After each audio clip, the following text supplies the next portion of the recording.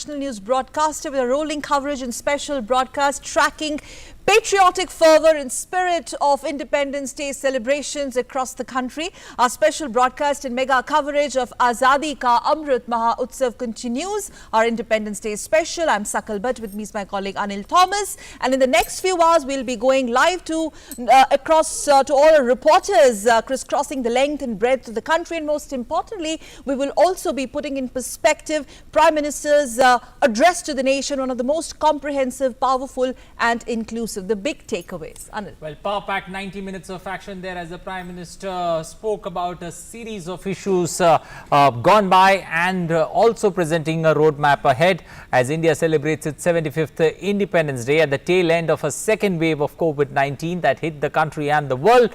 Prime Minister Narendra Modi in his address from the ramparts of Red Fort after hoisting the national flag, clearly citing or talking about 100% in terms of growth on the 75th Independence Day, which has been marked as the Azadi Ka Amrit Mahotsav. Well, that's not all. Even Google is joined in. Google Doodle has celebrated India's unity in diversity through various dance form. Well, what indeed does freedom mean in this time of a public health emergency like a pandemic? Has the pandemic taught us to cherish our freedom all the lot more? Lots to look forward to in the next 90 minutes. Let's get started first with the top takeaways from the Prime Minister's speech. And as we talk about the top takeaways, before that, let's also have a quick look at how this very special day unfolded at the crack of the dawn in the morning today. And today, like we just mentioned, the nation is celebrating Azadi Ka Amrit Mahotsav, marking the 75th year of India's independence. Prime Minister Narendra Modi led the nation in the morning in celebrating the historic 75th Independence Day from the ramparts of the Red Fort in New Delhi. And early in the morning, Prime Minister visited Rajghat to pay tributes to the father of the nation, Mahatma Gandhi. Take a look.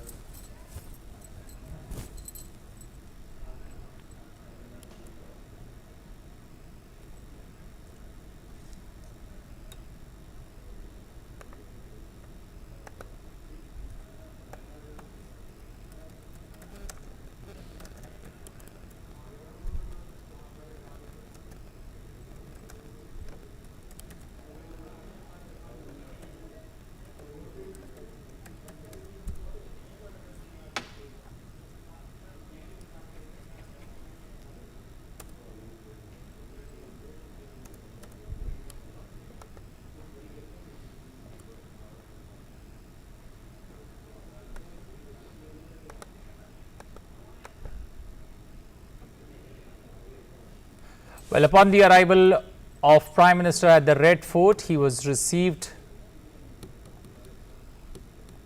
by the Defence Minister Rajnath Singh and other dignitaries.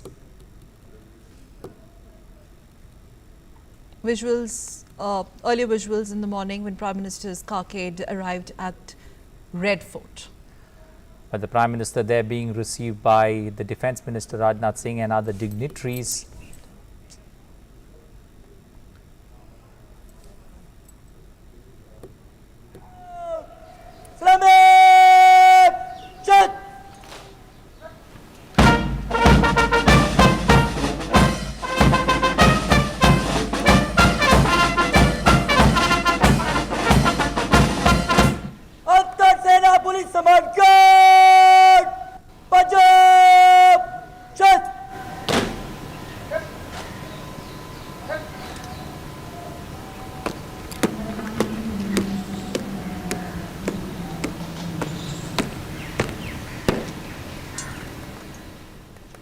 सेना police समान guard आपका निरीक्षण के लिए तैयार है श्रीमान।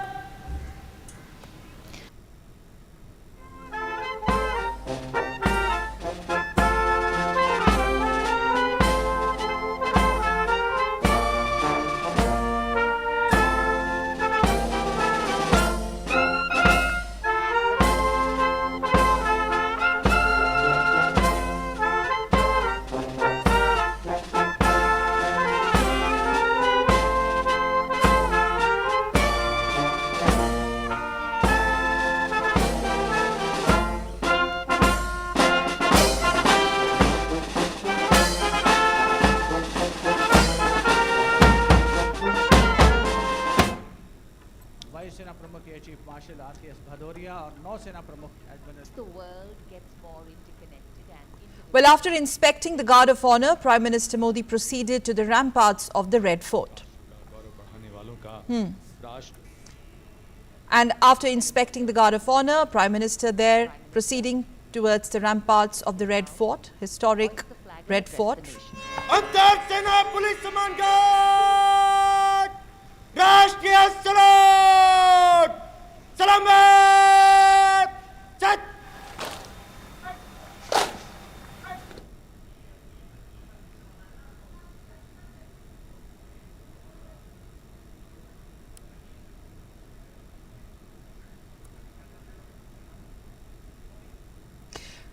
Prime Minister hosted the national tricolour and then of course delivered the customary address to the nation. And now let's take a look at the big takeaways, the messaging, the highlights of Prime Minister's address to the nation.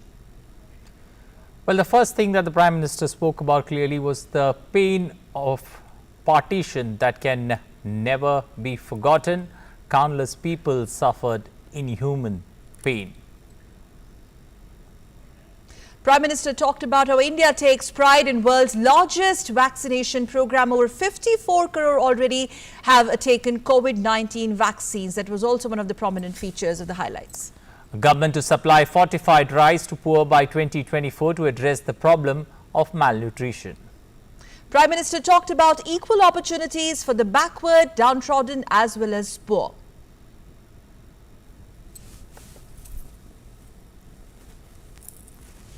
Reservation for OBC in NEET Was also part of the Prime Minister's address today. Besides, he mentioned how new history of connectivity is being written, especially when it comes to the northeast of the country. Staying with connectivity, he talked about northeast, how connectivity is being strengthened. From northeast, moving on to Jammu and Kashmir. In Jammu and Kashmir, Prime Minister spoke about development getting new momentum there, and many places, many districts there getting new waves of development, and Ladakh in particular witnessing an overall change. Prime Minister's address also had a mention of land data fully computerized under the ownership scheme.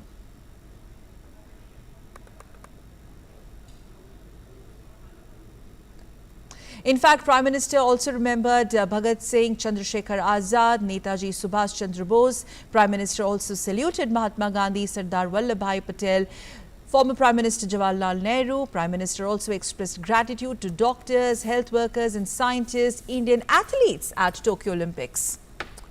Well, the Prime Minister spoke about how Indian athletes at Tokyo Olympics inspired the youth of the country.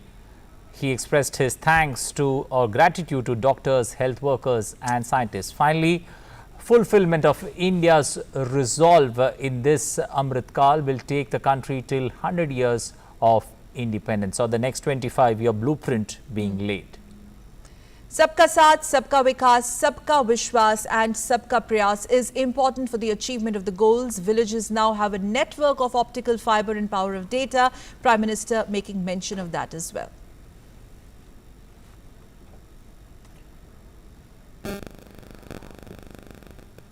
And how internet is reaching villages in coming years. Prime Minister said that we'll have to increase the collective power of the small farmers of the country. Agricultural sector had a specific mention. Prime Minister also adding that we have to give them new facilities, special mentions of the rural India. In fact, government to soon roll out a rupees 100 lakh crore Gati Shakti infrastructure plan to provide jobs to lakhs and lakhs of people. Anil? Finally, all Sainik schools in the country will now be also opened for girls. So clearly, few things that we've highlighted, especially in the Prime Minister's big takeaways.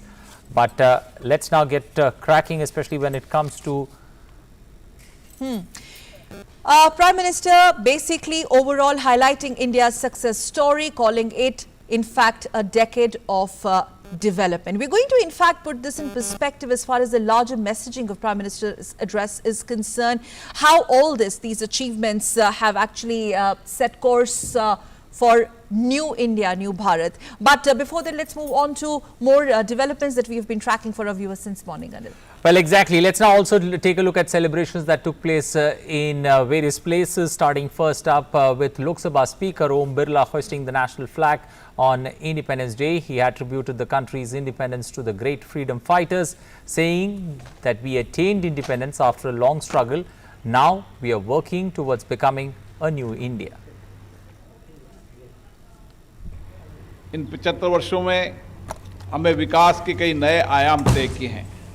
अब हम नए भारत के निर्माण के संकल्प को पूरा करने की दिशा में कदम उठाने हैं।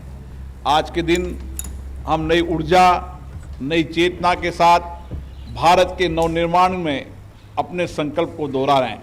हम लोकतंत्र को सशक्त बनाते हुए देश के नवनिर्माण में अपनी सहभागिता और प्रतिबद्धता सुनिश्चित करें।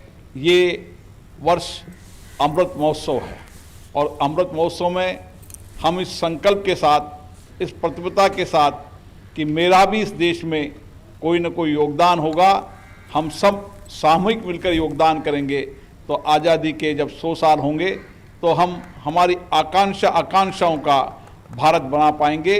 जो हम वर्षों से इंतजार कर रहे थे, उन प्रतिबद्धताओं को पूरा कर पाएंगे। And on the occasion of Independence Day, Raksha Mantri Rajnath Singh also hosted tricolor on this occasion early in the morning at his residence in national capital. Raksha Mantri also distributed sweets amongst his staff members.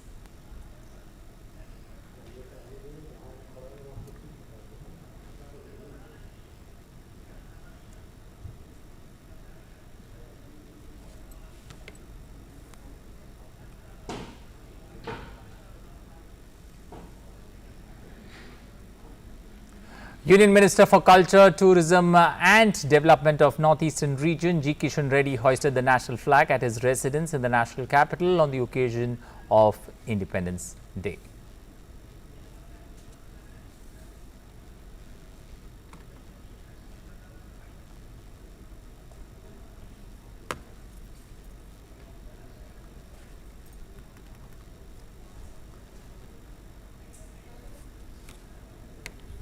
And BJP National President JP Nadda also extended his wishes to the citizens of the country after hosting tricolor at party's headquarters.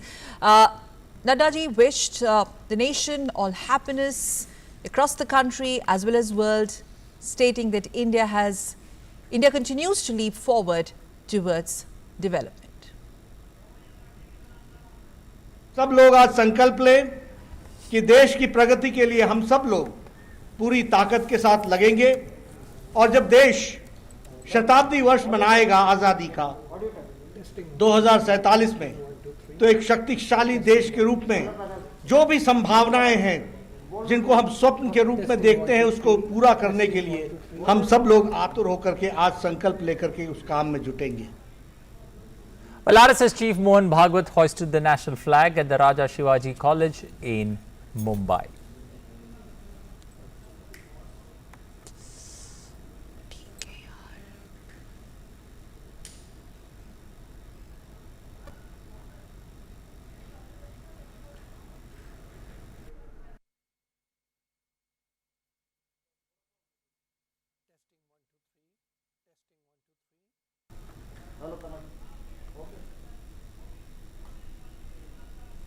दुनिया में आर्थिक दृष्टि से कितने उत्पाद हुए पिछले 30 सालों में, हमारा देश सबसे कम अप्रभावित रहा। कारण क्या है?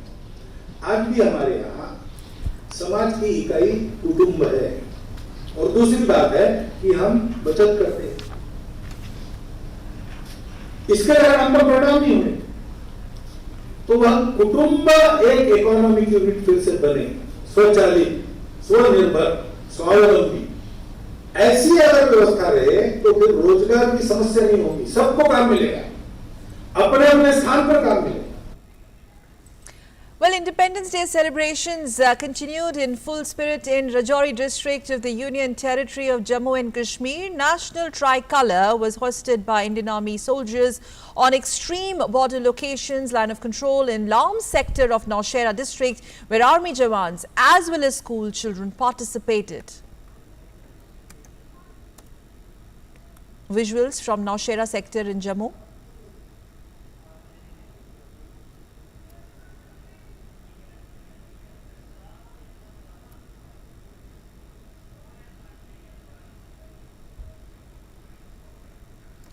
Independence Day celebrations took place at Zero Bridge in Srinagar.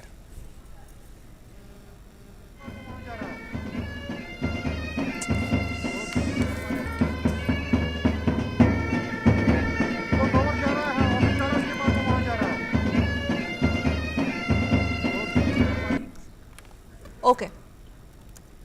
And since, Anil, we are talking about the Union Territory of Jammu and Kashmir, and especially post-abrogation of Article 360, this is the second Independence Day celebrations out there.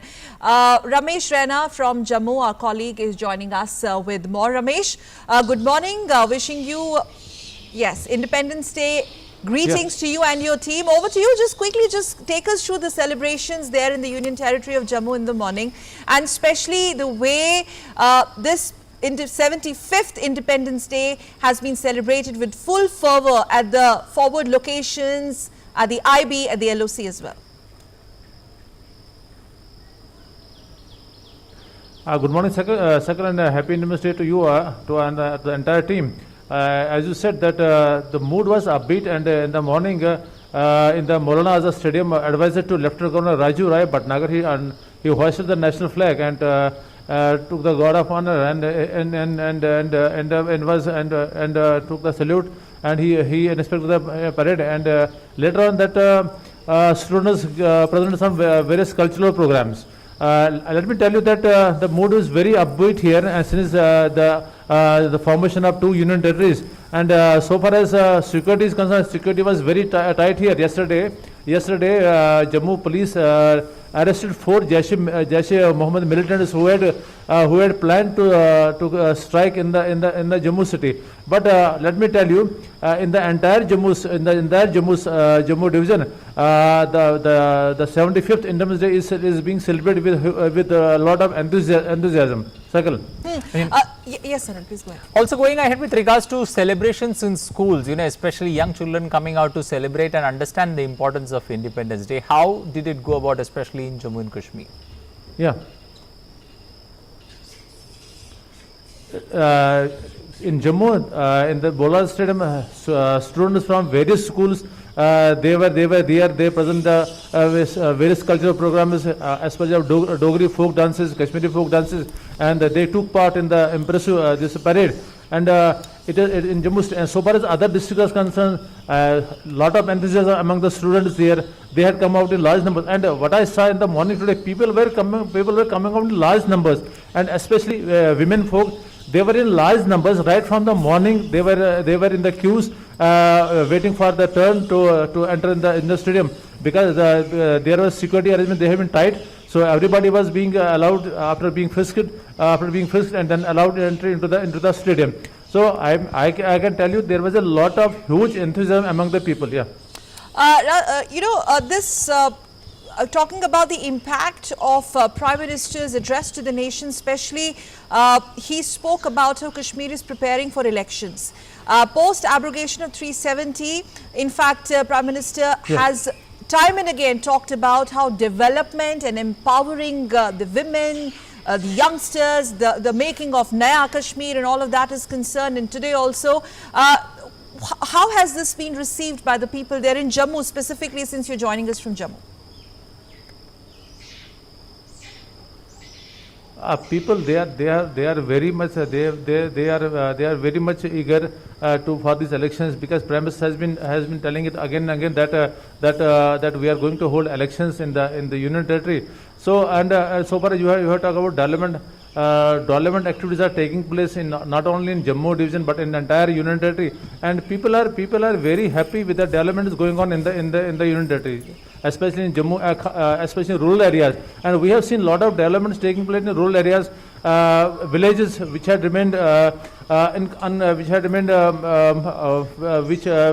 there was no roads. Roads have been built. These villages they have been connected with the district headquarters. So a lot of development activities are taking place. and people want that these development activities should continue, and Prime Minister has been time and again telling them that we want to make it a new J&K with all the modern facilities, with all the development activities taking, with all the developmental projects taking being undertaken in the Union Territory. Okay, Ramesh, thank you and appreciate you joining us this morning there from Jammu, especially giving us an insight, especially into the celebrations that are taking place when it comes to Jammu and Kashmir. Well, we're going to cut to various other states in India and get you live updates about the celebrations there. But we also got an expert in the studio who's going to throw light, especially on the Prime Minister's speech, the big takeaways from that, and also try and understand what this Independence Day means not only to us but also to the future generations. We've got two guests there, but let me introduce the guest in the studios, Dr. Charan Singh, joining us this morning here in the studios. A pleasure having you here. We've all used to now we are now used to very much being in that online space, but it's very nice to see you here in the studios. We also got Vineet Agarwal, President ASSOCHAM, joining us this morning. But starting first up with you, Dr. Charan Singh, when one looks at this particular journey of independence that we've had, 75-year landmark that we have hit, but how do you look at it, when one looks at independence? Is it one that we look forward with hope and optimism? First of all, I must mention that the Prime Minister in his address from the ramparts of Red Fort gave a very historic speech today. Okay. It's the 75th year, and it is obvious that it had to be very, very special. He made it all the more special because he referred to the journey that happened 75 years ago, and my own family and millions others have suffered very severely in that. Paying homage to all the people who contributed to the India's independence and the people who sacrificed their lives, some unknown, by bringing it up, I think he's done a great service to millions of people who have suffered a lot. All right, let me quickly go across to Vineet Agarwal also. Vineet, Mr. Agarwal, your take on the entire address, especially when Prime Minister spoke about the targets.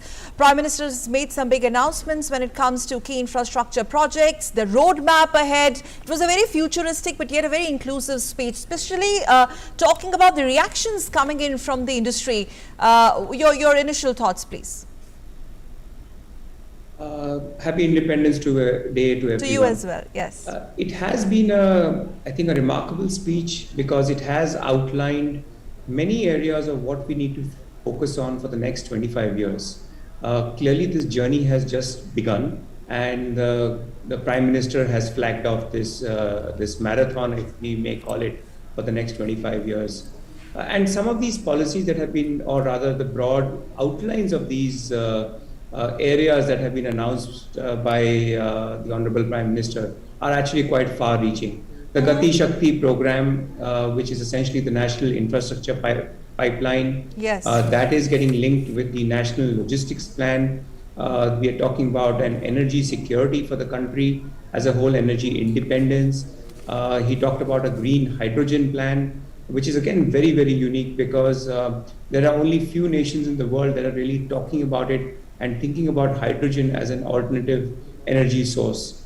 He talked about an inclusive growth, so looking at how to increase women participation in the workforce from health. Mr. Agarwal, just a quick one there, since you're talking about the markets. When Prime Minister said yes, that India needs to target a lot of other areas were touched upon. Yeah, I wanted a quick reaction before Ranil we go to Mr. Singh. Prime Minister talked about terrorism, but also about expansionism, and he also very specifically mentioned, Mr. Agarwal, that now it's time to target global markets. That's the kind of confidence coming from the Prime Minister, leading the nation from the front, despite the pandemic that hit economy, not only India's economy when it all struck, but globally also. See, it's very important to see that now how can brand India really step up when it comes to increasing exports, merchandise exports from our nation. Clearly, it is our brand value is getting developed, and the soft power that we have as a nation needs to be developed more and more. Once that starts happening, we will see, and along with the FTAs that the government is now working towards, we will see that we will be able to get a more inclusive idea in terms of reaching out to the global markets. We have to be competitive first to get to the global markets.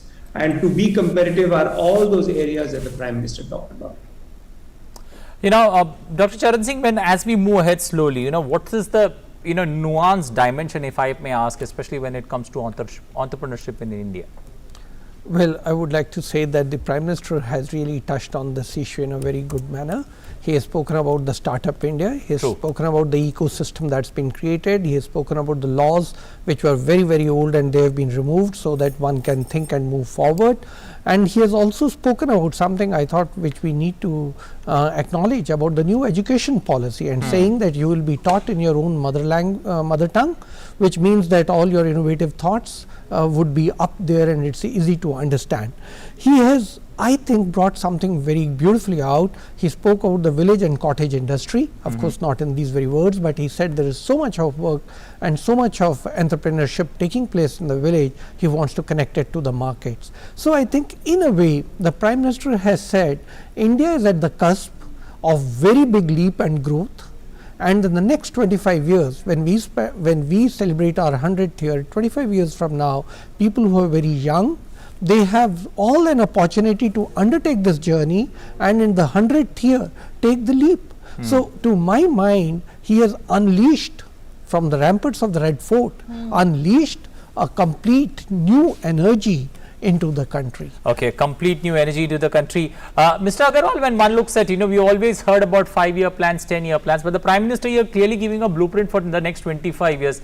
Does that order well, especially when it comes to such a big, enormous plan being talked about and a 25-year timeline being given? See, I think it's a vision. It's a vision towards a lot of things that need to be done. Clearly, as we evolve into the global economy, we will see that we will have to make changes and we'll have to augment these plans. So it is a roadmap towards that.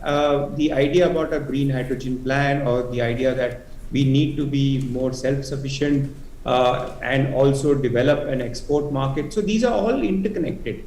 And I think you cannot have a plan that's etched, a strategy that's etched in stone. We have to keep evolving that strategy as the market dynamics also change. We've seen with the pandemic how things have changed very dramatically in the last year and a half.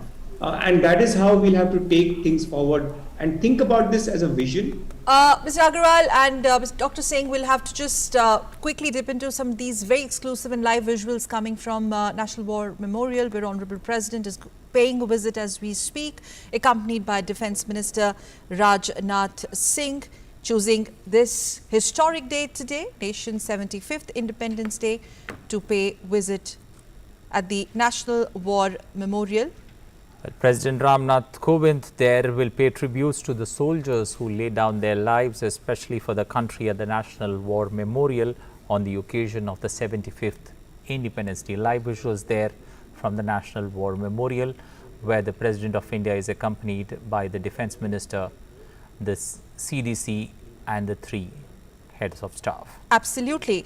And what a day to pay visit, and not only that, but remembrance and saluting the martyrdom. National War Memorial, live visuals there. It's a national monument built to honor and remember soldiers of the Indian military who died in armed conflicts of independent India.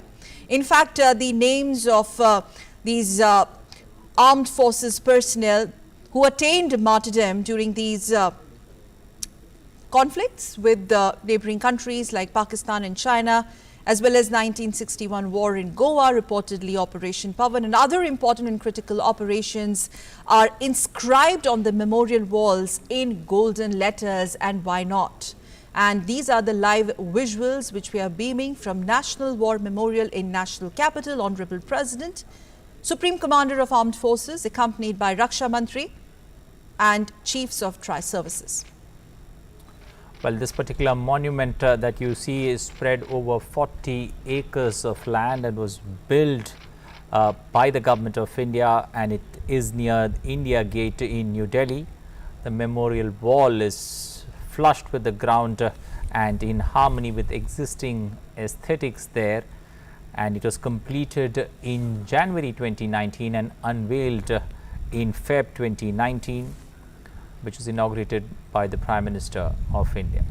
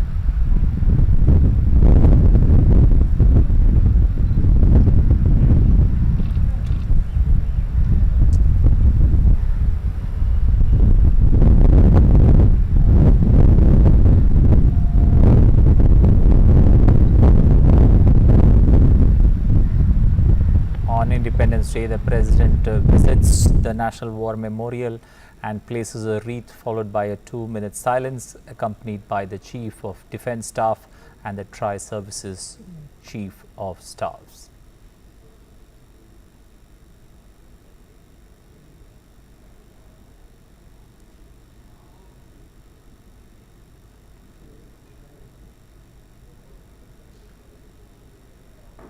And as India celebrates its 75th Independence Day and Azadi Ka Amrit Mahotsav, Honorable President, Supreme Commander of Armed Forces, Raksha Mantri Rajnath Singh, CDS, accompanied by Chief of Tri-Services, visiting National War Memorial or Rashtriya Samar Smarak, a national monument built to honor and remember the supreme martyrdom attained by our soldiers in various conflicts. Today, paying rich tributes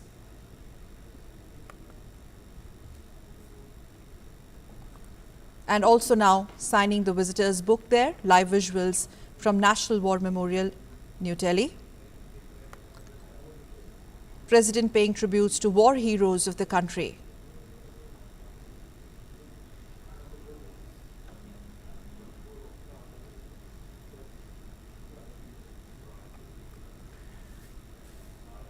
The President on the eve of Independence Day had addressed the nation and he had congratulated each and every Indian.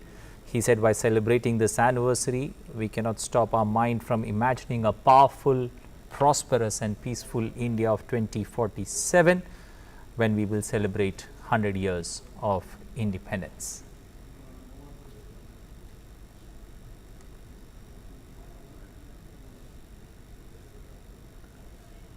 The President also spoke about especially members of the armed forces who've guarded our freedom valiantly and gladly made the supreme sacrifice whenever necessary.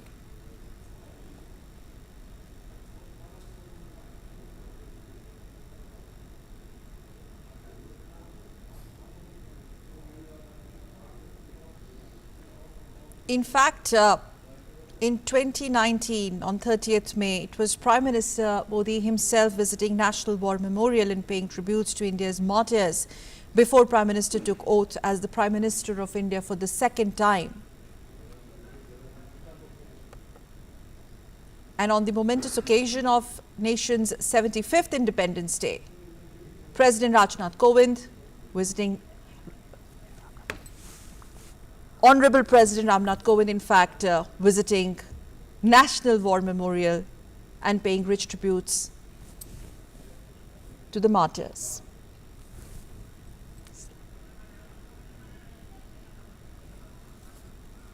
All right, so we come back to the studio and continue with our rolling coverage, and we continue to have Vineet Agarwal, President SHM, with us, and also in our Delhi studio, Dr. Charan Singh, Senior Economist, joining us. I'm going to go, in fact, if we have Vineet Agarwal with us. Vineet, we were talking about the big takeaways, and especially, that point I wanted to ask you when Prime Minister, he mentioned startups and how these startups have actually turned into unicorns today.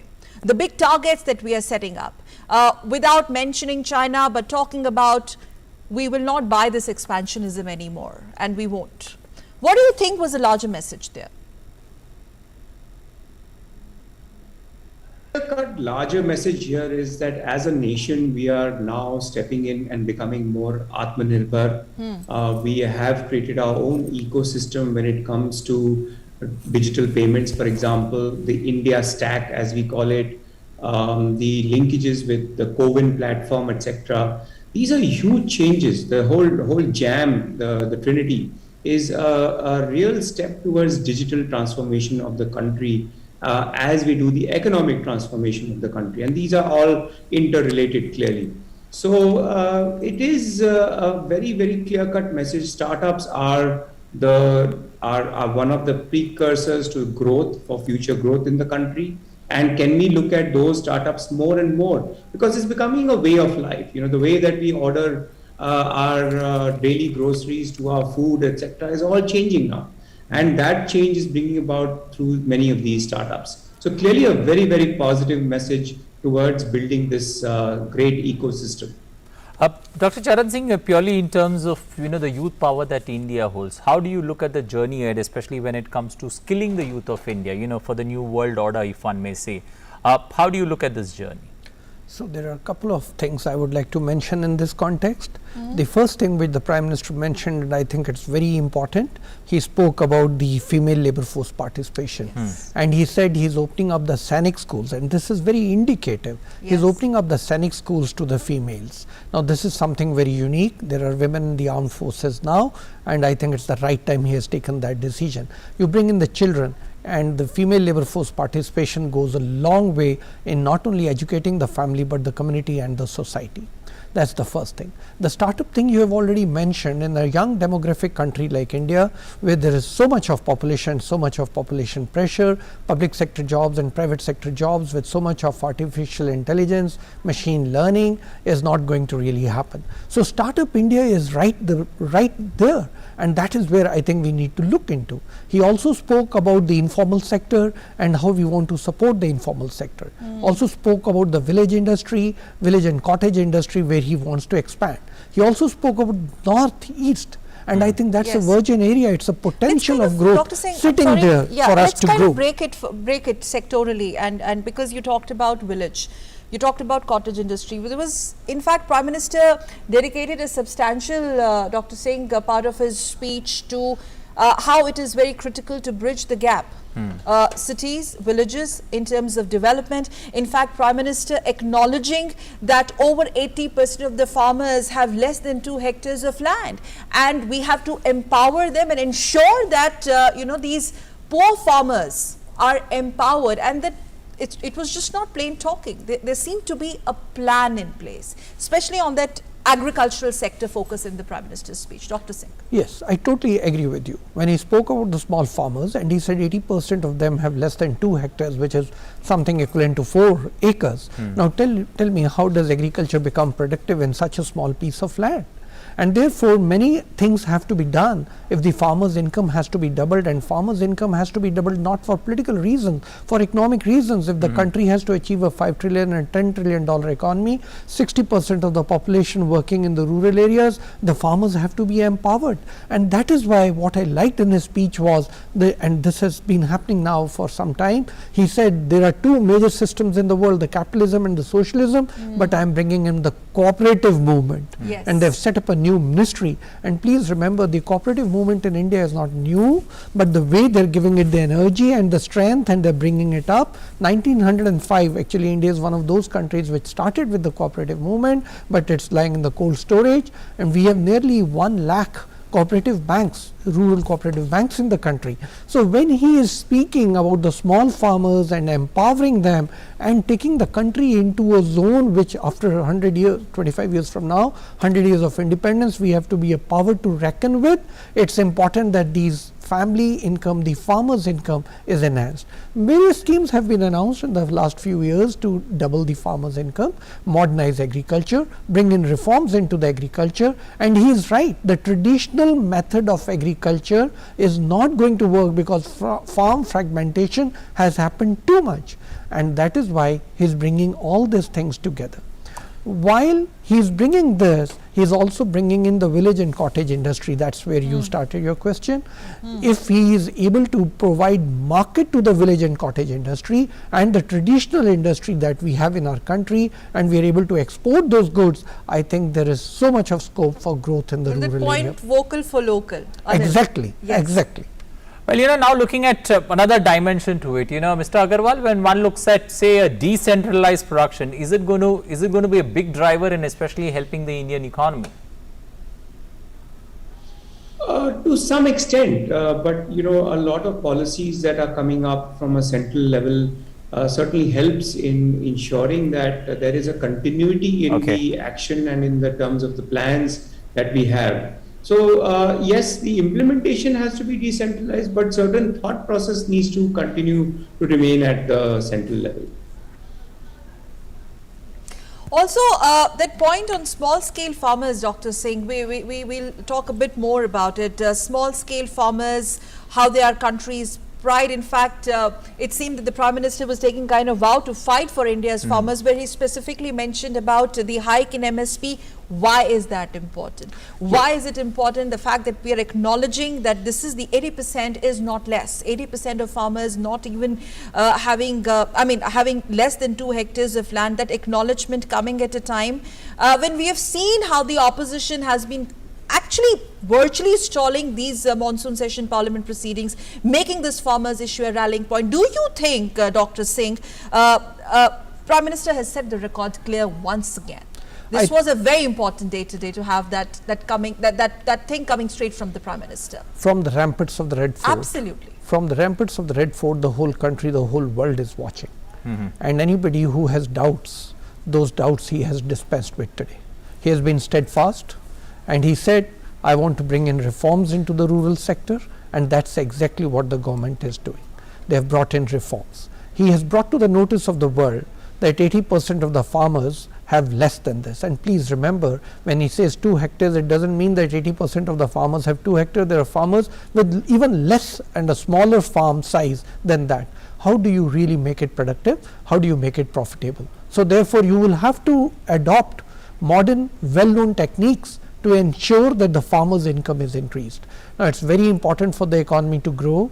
If 60% of the population is dependent on rural sector and agriculture, and you want to grow into a $5 and $10 trillion economy, it is obvious that the demand has to be generated, and that is where the farmer's income has to be augmented. I think that's very important. When he also speaks about developing the village and cottage industry, and I come back to that because I see that's going to play a role in contributing increased demand in the rural areas. He's talking about connectivity.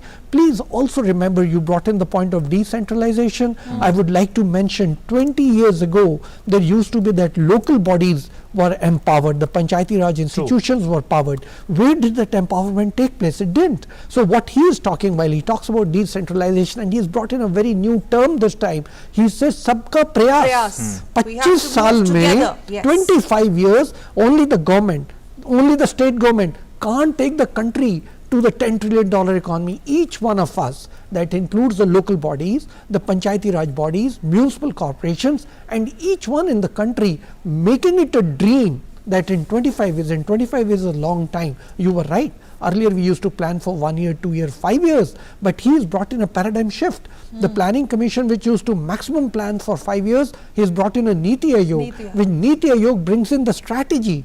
And now in that strategic framework, he is saying let's plan for 25 years from now. He has given sufficient time, and he mentioned that any Prime Minister who will be standing here 25 years from today would remember this historic day and build on this. I think he has laid the foundation for modern India, which we will see unfold in the next few years, and we'll celebrate it in 2047. Blueprint for New India. Absolutely. Well, blueprint for New India. We'll keep this discussion going here, but as we said, we're going to cut across to many parts or many states in India where celebrations, Independence Day celebrations are taking place. Let's now dip south to Karnataka and Bangalore in particular, where we've got our correspondent Aisha Khanam standing by to give us the latest. Aisha, good afternoon. Aisha, give us a sense of the celebrations there, especially Independence Day celebrations in Bangalore. Was it subdued, or did people come out in large numbers to celebrate the day? Well, good morning, Anil. Happy Independence to you and to all the viewers in watching Doordarshan.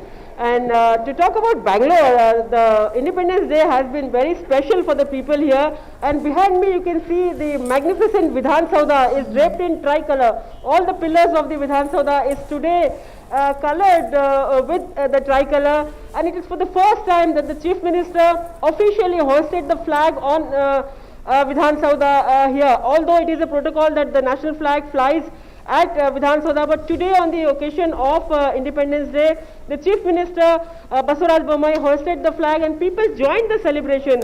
And right now you can see behind me, people have thronged the place here and they've all come together to celebrate the Independence Day, and there are strangers. The people they've come with their families. They are strangers, but when they wish each other, when they greet each other, they are greeting Happy Independence Day. So that is the fervor of independence, that bringing people together, and people are wishing each other here.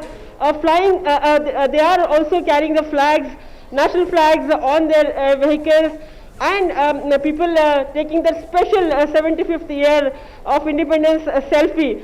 So on this occasion, people have come out in numbers, although in the last year it was a bit subdued. Even in parade ground where the state celebrations were held, the crowd was thin, but there was no the element of patriotism was not missing anywhere. So people are enjoying the day today, and they want to keep this a memorable day by capturing it on their camera, on their mobile phones as their precious selfies on the occasion of 75th Indian independence. Yes, Aisha, before we wrap up this talk bit with you, a quick one, the reactions that Prime Minister's historic speech has evoked today, this being special on the sidelines of the celebrations of Amrit Mahotsav, and you see the Prime Minister, the whole speech ranged from Atmanirbharta in energy sector to Atmanirbharta when it comes to grassroots level economy or villages of the country, self-reliance in energy by 2047, you know, that kind of a futuristic but yet a very inclusive speech by Prime Minister. Bangalore being the IT hub, Aisha, what's the kind of reactions that are you picking up? Well, Sakal, Prime Minister has sent out a strong message from the ramparts of Red Fort, and remember, it was over 2 years ago, Prime Minister announced a huge mission of Gaganyaan on the occasion of Independence Day, and it is ISRO's, it is India's space headquarter, Bangalore, which which designs and flies, which launches the satellites from here. And Prime Minister has talked about Atmanirbhar in every sector. And if I were to talk, if I would give you a picture with regard to the space technology, because Bangalore, being the IT hub, is also the space technology hub. ISRO is located here, and on this occasion, ISRO has underlined its commitment, to meet the challenges, the blueprint laid out by the Prime Minister with regard to the Gaganyaan mission, the ambitious Gaganyaan mission, which will launch, which will see the manned mission in the space. This will be India's first. So if the pandemic had not hit the working style in ISRO, the people are working from home, but still they are making and meeting the deadlines, and also India would have gone ahead and launched Gaganyaan by this year end. But due to pandemic, the project is a bit slowed down. But ISRO is confident about the fact that it will launch humanoid into the space as a recce. That will be the first step towards launching manned space mission. So this is a commitment by ISRO, and Bangalore being IT hub, the IT capital, has created an ecosystem for the entire space sector, space technology. And Prime Minister's initiative of creating in space, that is Indian Space Authorization Center, which will now see the private industries working closely with ISRO, using their facilities.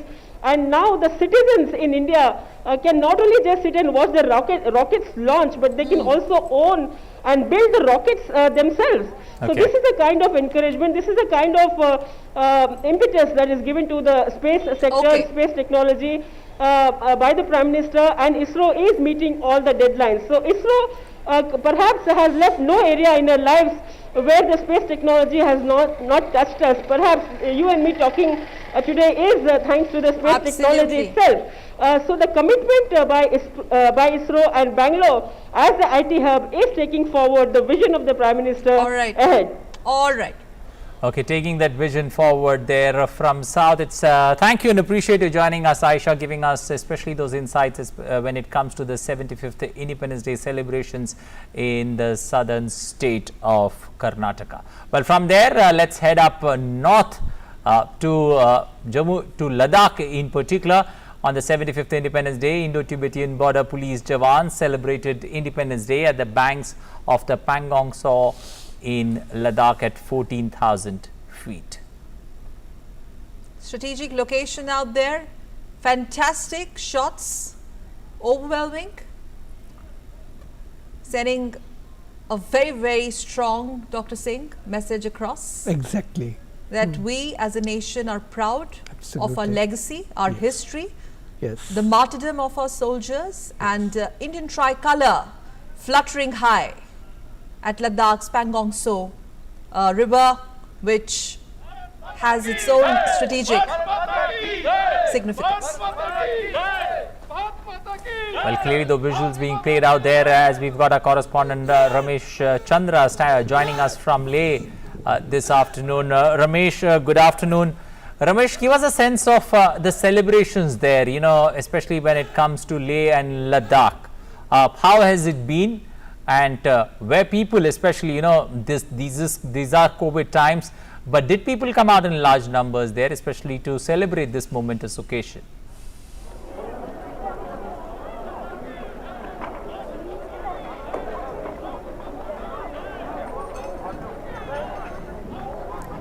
Yeah, Anil, good afternoon.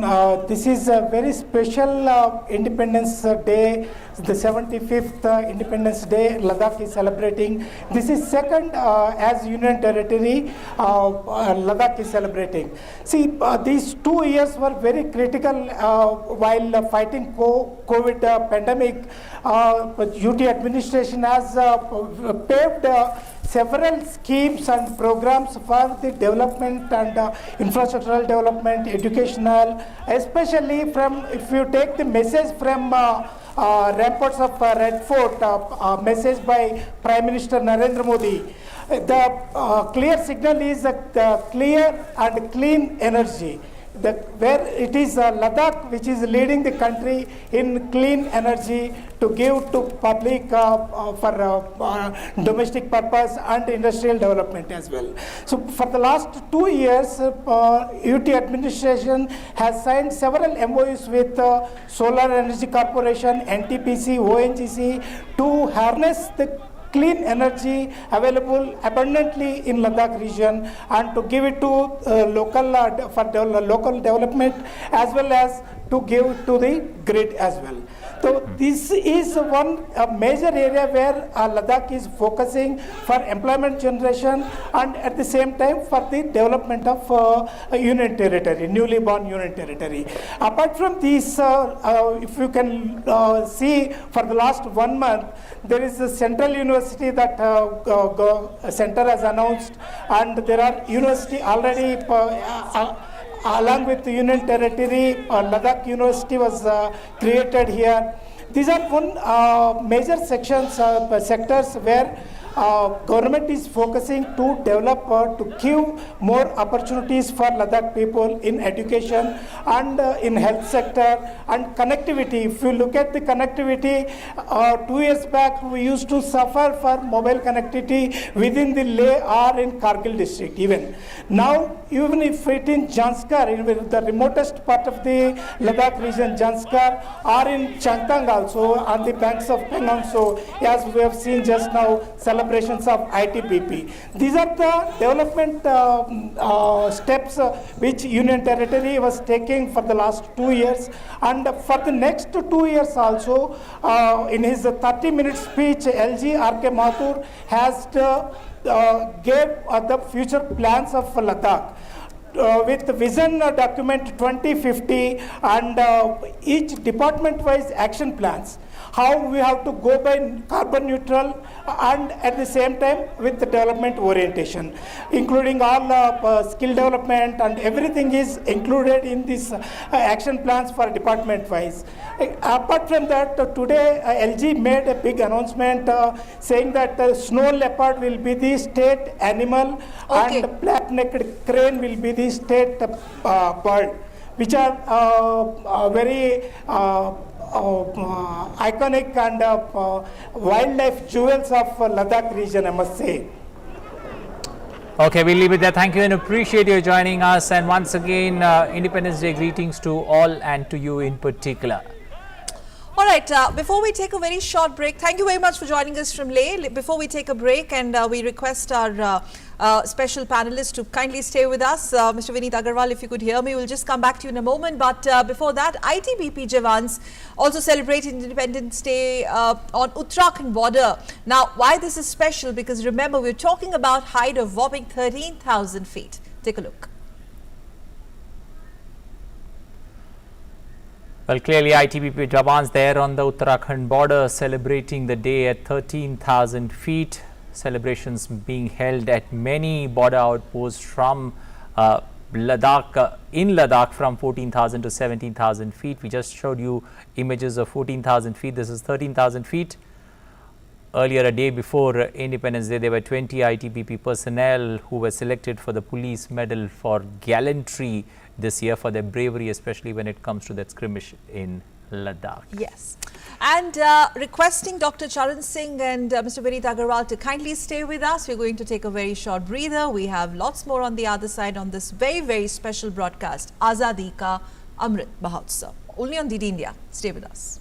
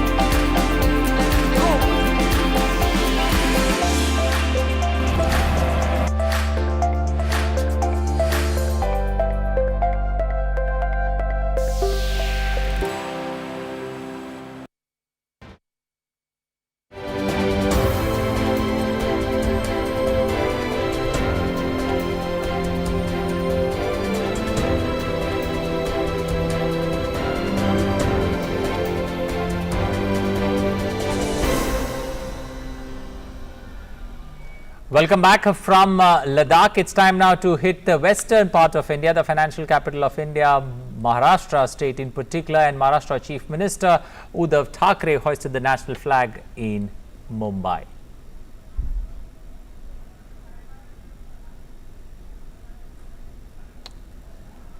All right, let's quickly go across to Shishir Shlehar joining us live from Mumbai.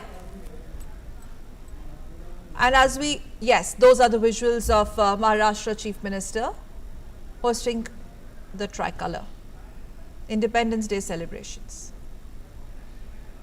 Well, we got Shishir Shlehar standing by. Shishir, Maharashtra, the state of Maharashtra in the midst of a COVID battle, you know, how does one look at it, especially when it comes to celebrations? Were the celebrations in check or did people come out? In fact, he has a very interesting background behind him. Shishir, could you just pan your camera and give us more? Absolutely. Well, that's what the visuals that I want to show you, that how the celebration is going on in Mumbai. These are all youths, young children you are seeing in this picture. Well, obviously, Prime Minister have stated one point is that the next 25 years quite important for the country here, and we should make the country ready for the next 25 years when we'll celebrate the 100th year of independence here. And who will shoulder this responsibility? These young children will shoulder this responsibility, and that's the reason we should make them aware about the heritage, about our legacy, about the system that we have. At the same time, we should make them aware about the strength and the weaknesses. Well, Prime Minister, just few years back, I gave the mantra of yoga to the entire world here. We have seen here, some of them have been performing here. So when we talk about that, what exactly we're going to do in the next 25 years is obviously train these youth so that they can shoulder the responsibility going ahead. We'll dive into the economic growth also in different sector. And that's what probably India is currently doing it. You can see the children from the age group of almost 3 to 4 years till 8 to 9 years. These are the children who are performing yoga here. They basically are from the Yoga Institute. But how exactly people will come together, an institution will come together, that's what I wanted to focus on, Anil. And right now I have with me Mohanji from the Nehru Yuva Kendra. Now we all know that how Nehru Yuva Kendra has been involved, as far as Shishir, I'm requesting you and the guests accompanying you to kindly hold your thoughts. We're going to just come back to you in a bit. In a bit, we're going to come back to you. Going back to our the studio guest, Dr. Charan Singh in the studio. Before we went to Ladakh and showed those visuals, Dr. Singh, that word when Prime Minister talked about not only promoting e-commerce, but promoting cooperatives and self-help group, and that was something which you also wanted to talk about. So on one hand, you're talking about Atmanirbharta in energy sector, hydrogen mission, but at the same time, the focus is also at the micro level, small groups, small helpless groups, etc., self-help groups, etc. Yes, I must mention that the speech of the Prime Minister unfolded in a very beautiful way. Right in the beginning, he said, if we need to go into the 100 years, we need the nation to develop and individuals to develop. That is how he started his speech. And then when he spoke about how nation will develop, he gave a complete roadmap. He also spoke about how individuals can develop. It is in that context he also mentioned that he wants, in a way, a welfare state. Everybody in the country should have a bank account, should have pension, should have road access, should have toilet, there should be electricity, should have water. So in a way, he is giving a complete roadmap for the country. Now, it is in this very context I thought people in Bangalore and Hyderabad would be thrilled, because the role of telemedicine, tele-education, tele-banking is going to take a big significant step forward if this is the Prime Minister's dream, and this has to really translate into reality. When you talk of banking, everybody has a bank account. The self-help groups play a very important role. The scheme started in 1985, and it's a very significant part of the financial inclusion plan, and also significant step in empowering women. Most of the self-help groups have women as the group. Now, self-help groups is again a step in the cooperative movement in the country. These women come together, and that's where I said the Prime Minister's speech unfolded in a very beautiful way. When he said that I'm moving into the cooperative sector, set up a ministry, I think then the self-help groups start playing a very important role. When the banks get connected to the self-help groups, it empowers the women. You can now imagine the productive capacity that enhances in the self-help groups, both in terms of going back to the village and cottage industry, getting into the agriculture products, and then marketing it. So I think it's a very cohesive speech that he has delivered today, and from the angle of an economist, I could literally see how he is planning to take the country into a $10 trillion and beyond economy. Okay, since you mentioned the 10 trillion and beyond economy, purely in terms of this blueprint that the Prime Minister gave, also gives, a great impetus for the youth in this country. Clearly the message is loud and clear. The youth in the country have a larger role to play, because the Prime Minister is also talking about Sabka Prayas here. Yes. So clearly the youth has a role to play. It's for the youth to pick the thread and take this country forward. Exactly. The new education policy, which they unfolded in a few weeks earlier, exactly talks about it. The very fact that he had an Olympic team sit with him and showcase to the nation that how the youth can take as a role model from these players. In the new education policy, of course, the first thing which I mentioned, that you can be taught in your local language and you can be pretty creative in that. It also speaks about sports becoming an important part of the education curriculum. It also speaks about how you can take vacation and take a break in the education, and then you still get the degrees. I think the Prime Minister is talking and focusing on the young demographic brigade that we have. I think that will take the country forward.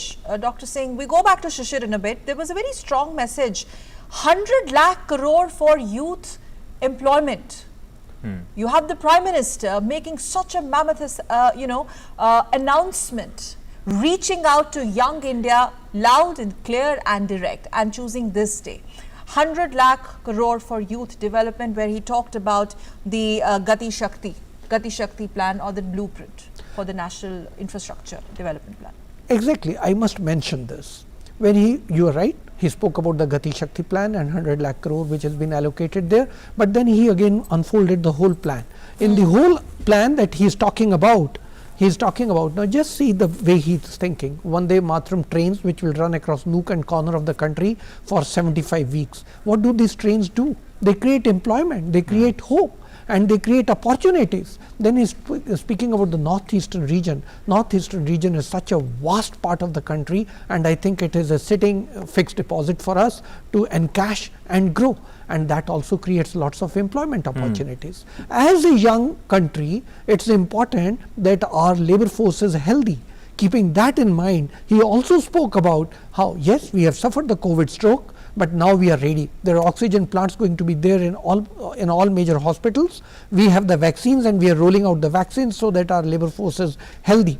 And he also then spoke, and which I think is very, very important, fortified rice, taking care of the malnutrition that ever can take place. So in a way, it's a complete roadmap, well thought through, how to take the country into its 100th year. Okay, let's once again now head back to Mumbai, where Shishir, our correspondent, is standing by. Shishir, there was a bit of we had to take a pause and come back here to get a perspective, especially when it comes to the youth of the country. But coming back to you, how does one look at it, especially when it comes to the state of Maharashtra?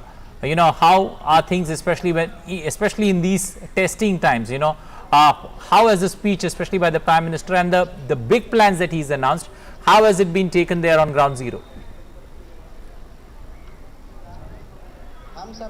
Well, absolutely. No, Anil, if you look at the current situation in Maharashtra has suffered a lot during the pandemic situation here. Maharashtra reset the maximum numbers of the COVID positive patients here. Okay. In spite of that, we have seen the young doctors coming forward, treating for the patients also. At the same time, even the economy hasn't stopped in Maharashtra. If you look at the numbers, especially since last few months during pandemic here, the companies, the industries were still working on space here, and that's what we have to take forward here, because these are the youth power that probably we're going to see here.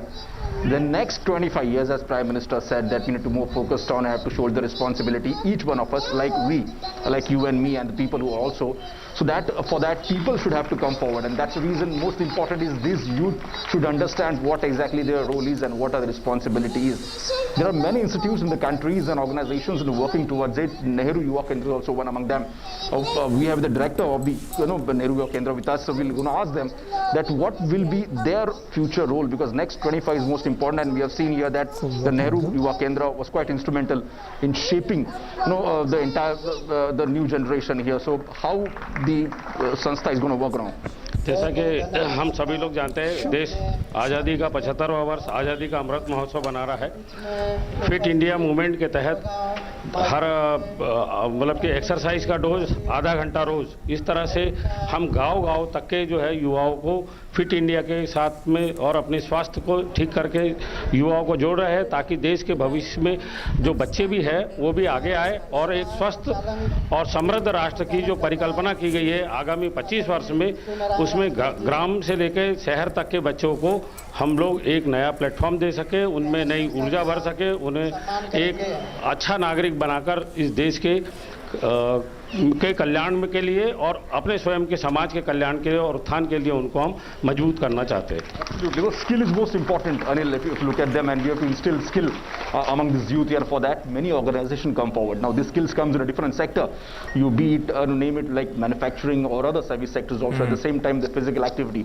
The latest example that when Prime Minister met some of the Olympic medalists, in today's program here, he also we're going to meet him. So probably these are the youth that we need to channelize their strength, and how that we're going to do it is through different aspects and different organizations. We also have with us Radheshamji, who train these youth different sector. Radheshamji, just want to come back to you, is that when Prime Minister said that we need to excel in every sector, उसमें कहीं ना कहीं अगर देखा जाए sports भी आता है, जिस प्रकार से हमने इस वक्त देखा किस प्रकार से ज़्यादा स्पोर्ट्समैन जो है ओलंपिक में दिखाई दिए. आप इस क्षेत्र में काम कर रहे हैं, आने के 25 साल जो कि टारगेट है, अगर देखा जाए प्रधानमंत्री ने कहा ये, किस प्रकार से काम करेंगे इन युवाओं को तैयार करने के लिए, ये आगे पीढ़ी है. सर बेसिकली मैं पिछले 15 सालों से मैं इस सेक्टर में काम कर रहा हूँ. मैं खुद नेशनल गोल्ड मेडलिस्ट हूँ और अभी मुझे अंतर्राष्ट्रीय अवार्ड मिला है. बच्चों को मैं पिछले 15 सालों से 23 ब्रांच के साथ में काम कर रहा हूँ. फ्री सेवा देता हूँ द ह्यूमन योगा फाउंडेशन की तहत, और मैं नेहरू युवा केंद्र खेल मंत्रालय भारत सरकार से जुड़ा हूँ. तो हमारे प्रकाश मनोहरे डायरेक्टर साहब के माध्यम से सभी बच्चों को free of charge yoga training देता हूँ. ये जो बच्चे आप ट्रेनिंग देख रहे हैं करते हुए, ये आने वाले जो ओलंपिक खेलों में हिस्सा लेने के लिए आएंगे. 10 सालों के बाद आपको दिखाई देगा कि इन्हीं में से एक बच्चा. Clearly the message there very much there, from a sports loving nation to slowly moving to a sports playing nation. And clearly the western state of Maharashtra clearly showing the way forward. Let's now also go across to Kevadia, where we've got Meghna standing by. Meghna, give us a sense of especially the Statue of Unity, an important monument. How has been the celebrations there, and throw some light, especially when it comes to this, the significance of the day and the celebrations that were carried out. Yes, absolutely. The celebrations today began, once the tourists started flocking into the Statue of Unity and the area around. Definitely the celebrations began at that point itself, and we have been seeing, crowds across different states from India that are coming here, especially to mark the occasion on obviously 15th of August, that is today. So definitely, a lot of enthusiasm in people, and people are all dressed in saffron, green, whites and blues, and they are actually trying to mark the occasion, celebrating themselves, clicking pictures near the Statue of Unity. And earlier in the morning while I was speaking to you, Anil and Sakal, I was there at the Statue of Unity, but I've just shifted a bit of focus to the different attractions around, and I'm here at the Arogya one, which is one of the most prominent places here around, and one of the special attractions here, one of its kind attractions where people, the local people, the tribal people here are employed, and they explain to you about the medicinal values of plants. But before that, we can show you the number of tourists who have come here and to visit the place, and not only just for visiting and just for the tourism perspective, but also due to the information perspective that this place has. I'll just speak to one of them. कैसा लगा आके यहाँ पे? आप कितने दिन के tour के लिए आए हैं? हमने वीक से प्लान कर रहे थे, और 2 वीक का पहले तो एक ही दिन का प्लान था. वैरायटी देख, बहुत सारे गार्डन थे, यहाँ की वैरायटी ज़्यादा थी, तो सोचा कि 2 दिन के लिए चले. तो कल सुबह से हम आए हैं, और सुबह अर्ली मॉर्निंग यानी कि 7 बजे हम यहाँ पर पहुँच गए थे. और फर्स्ट ऑफ ऑल तो हमने जंगल गैलरी देखी थी. वहाँ पर हमें लगा कि कुछ अच्छा नहीं होगा, क्योंकि जू है तो जंगल में जू जैसा होगा. लेकिन वहाँ पर अंदर जाके पता चला कि यहाँ पर बहुत सारी वैरायटी है. बर्ड्स इतने टाइप के हैं, लेकिन हमारे सामने ही बर्ड्स थे और पैरों के आगे से चल के निकल रहे थे. और बहुत बड़ा है. He's talking about the aviary that is there in the jungle safari. Besides that, very importantly, Anil, this place has also contributed to generating employment amongst the tribal communities around and the villages. Several people from the nearby villages, come here and get employed here. And one of such person is here with me. पहले ये, यहाँ पर काम करते थे. He was working here as a laborer here. And अब यहाँ पर आप क्या करते हैं, और आपने कैसे चीज़ें सीखी, और आज क्या बताते हैं लोगों को, इसके बारे में बताइए. नमस्कार, मेरा नाम भावेश तड़वी है. मैं पहले यहाँ पे मजदूर का काम करता था, और मैंने यहाँ पे इंटरव्यू दिया और मैं यहाँ पे आरोग्यवन का एक हिस्सा है गार्डन ऑफ कलर्स, उसके अंदर अभी गाइडिंग करता हूँ और टूरिस्ट को मैं बॉटनी के नाम बताता हूँ। इसके अंदर कोलियस है, अलग अलग क्रोटन है, रेड एक्लिपा है, सिल्वर निगोडिया है, मालफेजिया है, क्रोटन पेट्रा है, पेंडेनिस है, रेड ड्राप है, इरेंथीमम येलो है, इरेंथीमम रेड है, वगैरह कई प्लांट लगाए गए हैं। Diversity, diversity of flora as well as fauna is obviously displayed here. Besides that, I have one girl with me. She actually had guided the Prime Minister when he had come to visit the Arogya Van here. आप बताइए यहाँ पर क्या क्या बताती हैं लोगों को, कौन सा सेक्शन संभालती हैं? मैं आरोग्य वन में डिजिटल इन्फॉर्मेशन सेंटर में एज अ गाइड काम करती हूँ और मैं 4 लैंग्वेज में सबको समझाती हूँ, हिंदी, इंग्लिश, गुजराती एंड संस्कृत। और मैं जो पूरा आरोग्य वन 17 एकड़ में स्प्रेड हुआ है उसको मैं डिजिटली रिप्रेजेंट करती हूँ। वो डिजिटल में एंड्रॉयड स्क्रीन है, उसमें हमारे आरोग्य वन का मेन कॉन्सेप्ट औषध मानव की इन्फॉर्मेशन दी गई है। 3 कियोस्क है जो स्पेशली हैंडीकैप्स के लिए रखे गए, मतलब कि जो लोग चल नहीं सकते वो पूरा गार्डन वहीं से देख सके उसके लिए।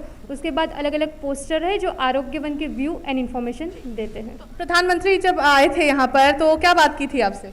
मुझसे तकरीबन 2 मिनट तक बात की थी। मेरा नाम, आप कहाँ से हो, आप यहाँ से कब से काम करते हो, आप ये सारी औषधियाँ यूज़ करते हो वगैरह सब कुछ मुझसे पूछा था। Can you just explain to me something in Sanskrit? How do you explain to the tourists here? मैं स्टार्टिंग से ही आपको समझाऊंगी। जैसे कि हम उनको वेलकम संस्कृत में करते हैं, नमो नमः मम नाम मार्गे अहम यांत्रिक सामग्रिक केंद्रे मार्गदर्शिका अस्मि। यांत्रिक सामग्रिक केंद्रे औषधमानव मुख्यम केंद्र अस्ति, तत्र 60 प्रकाराणां वपनं कृतम् अस्ति। So definitely, we see, unity in diversity at every place here in Kevadia, and exactly one of the most unique features here is that, guides can also speak Sanskrit, and these people have been trained here, and, their classes have happened here so that they can be trained in Sanskrit. Okay. Not only here in Kevadia, but they have also gone to Varanasi to get trained in Sanskrit, and they have learned Sanskrit from there and guide the people here around in different languages as well. Okay, we'll leave it there. Thank you and appreciate you joining us, Meghna from Kevadia, giving us an insight, especially not only in terms of celebrations, but also in terms of how job opportunities there clearly unfolding, especially for the tribal people there who are now becoming a part of the mainstream. All right, we are almost at the fag end of this part of discussion, and as we wrap up, let's quickly take some more comments from Dr. Singh in our Delhi studio. We talked about the different aspects, in fact, the larger messaging, different aspects, different sectors that Prime Minister touched upon, the major ones, especially the agricultural sector, technology and agricultural sector. But I want to specifically ask you about that point, Dr. Singh. Prime Minister Modi's tough line on terror will not be tolerated. Expansionism will not be tolerated. Mention of surgical strikes. It only reiterates the government's bold initiatives, bold decisions when it comes to internal security and protecting the sovereignty of the nation, and especially today, this being part of Prime Minister's speech. Yes, I think, as I mentioned earlier, also the speech is very well drafted and very cohesive piece. The way at the closing time he said, the government has the political will and we have demonstrated it again and again. That's exactly what he has done. During his speech, he mentioned about the naval power, INS Vikrant. He mentioned about the submarines that we are making. He also spoke about the fighter planes that we are making. So in a way, he's saying that the country is ready for the toughest of the tough decisions if the need arises. Now, why is it necessary? It's very, very important for any country to march into the 10 trillion, 20 or 30 trillion dollar economy. What is an economy? The economy has to be well protected, and the business environment is only going to grow if you have a strong defense and strong internal security. Growth can only take place if there is a political will to defend the economy. You must have noticed China, America, they are great military powers, and only then they became great economic powers. And that is why if the ecosystem has to be created in the country where everybody is safe and secure, the nationals are secure and the assets are secure, then the foreign direct investment, foreign institutional investment will flow in the country because everybody knows that their investment is safe. I think the Prime Minister on the 75th year was very right. The journey has been very, very uneven for our country, and from the ramparts of the Red Fort, when not only India, the rest of the world and dignitaries from other countries are sitting there, he has given a loud and clear message that the country has the political will to defend its border if need arises and maintain internal security if need arises. I think that only augurs well for economic growth of the country. Okay, that augurs well for economic growth for the country, and that's all we have time for in this edition. Thank you and appreciate your joining us on this special broadcast. Dr. Charan Singh there with us in the studios as we looked at the big takeaways of the Prime Minister's speech today from the ramparts. All right, so Red Fort. basically, yes, as we wrap up this broadcast, it was all encompassing what all is actually setting us as a nation on a new course to new India and India's stupendous journey of being Atmanirbhar Bharat, self-reliant India. We're going to wrap up this part of our special broadcast, but this rolling coverage, Azadi Ka Amrit Mahotsav, continues on DD India, nation's leading national news broadcaster. Stay with us. Namaskar. Bye-bye.